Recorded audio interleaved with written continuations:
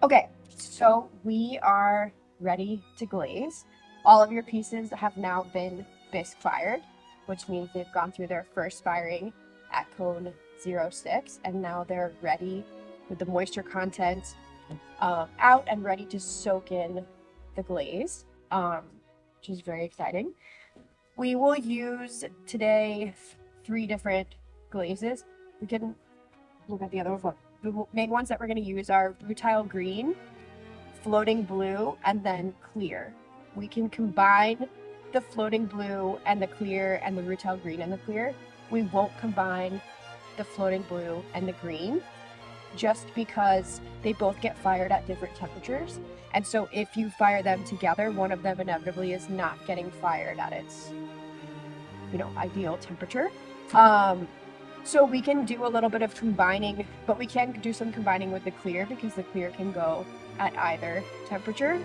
So you can see kind of the interaction of, in this case, this piece was dipped half in the green and then half in the clear.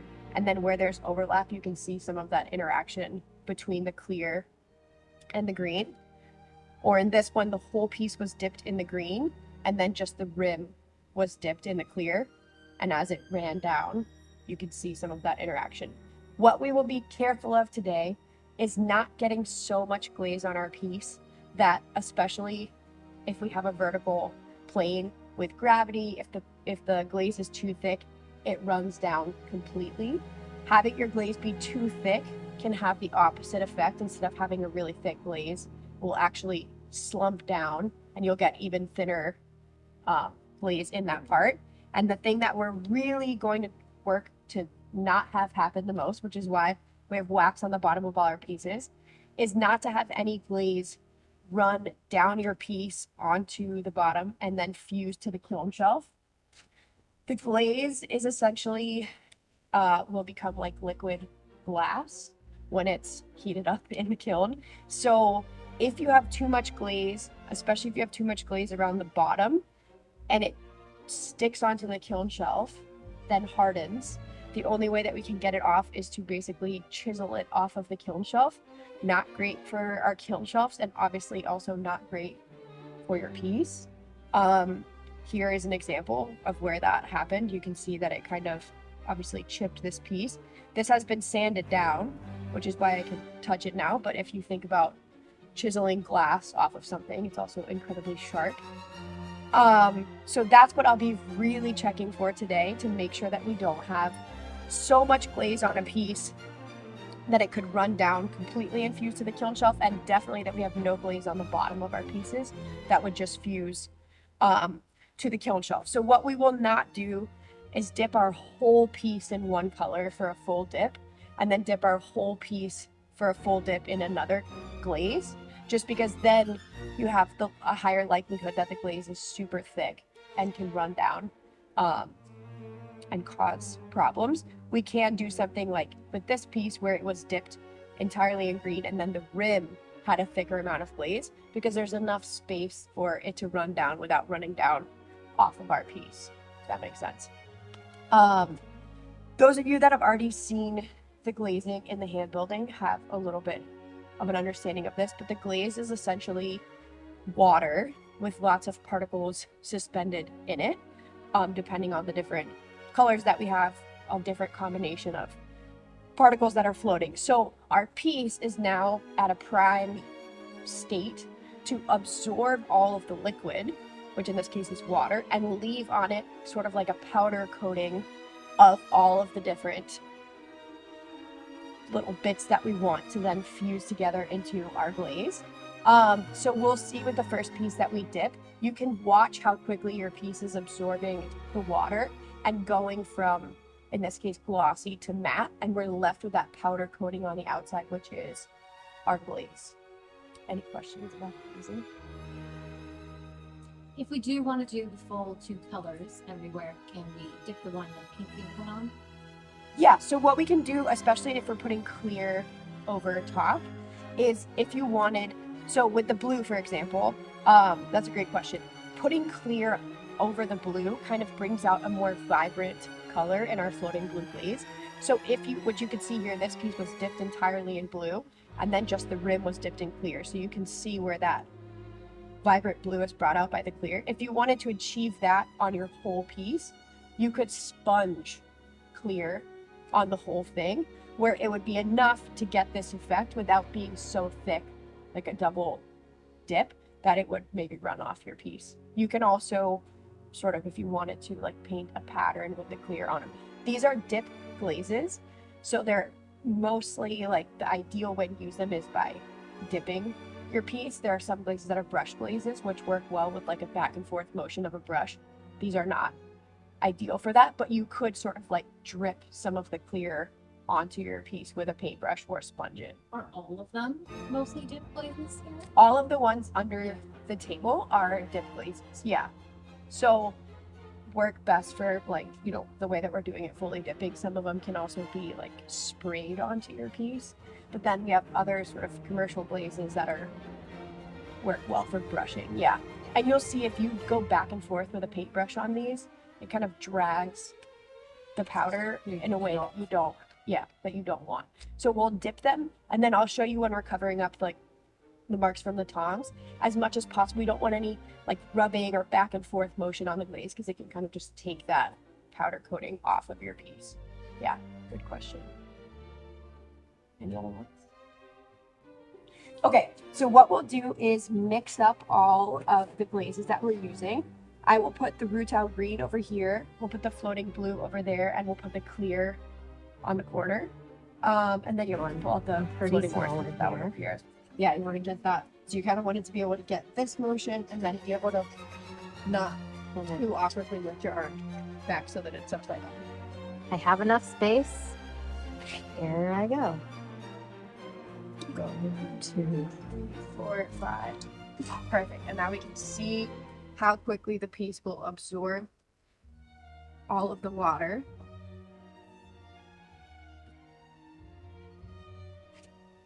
And go from glossy to matte. And then perfect. You can wipe off any glaze from the bottom of your piece.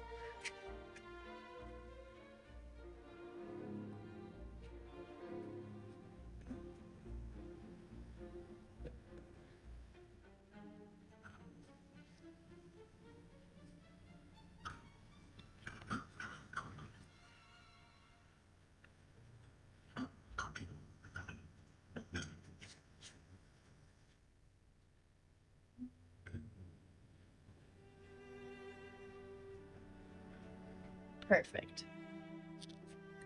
Then carefully remove the tongs. So you can see there are 2 holes on the inside and 2 holes on the outside from where the tongs were. You can either take the back of your fingernail and just pull the glaze back over that spot.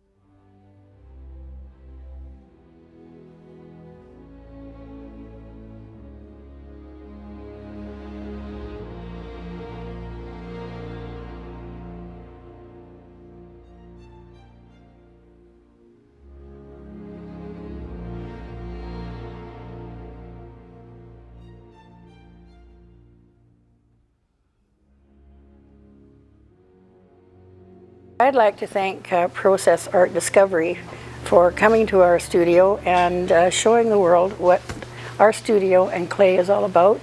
And we really appreciate all the work that you have done.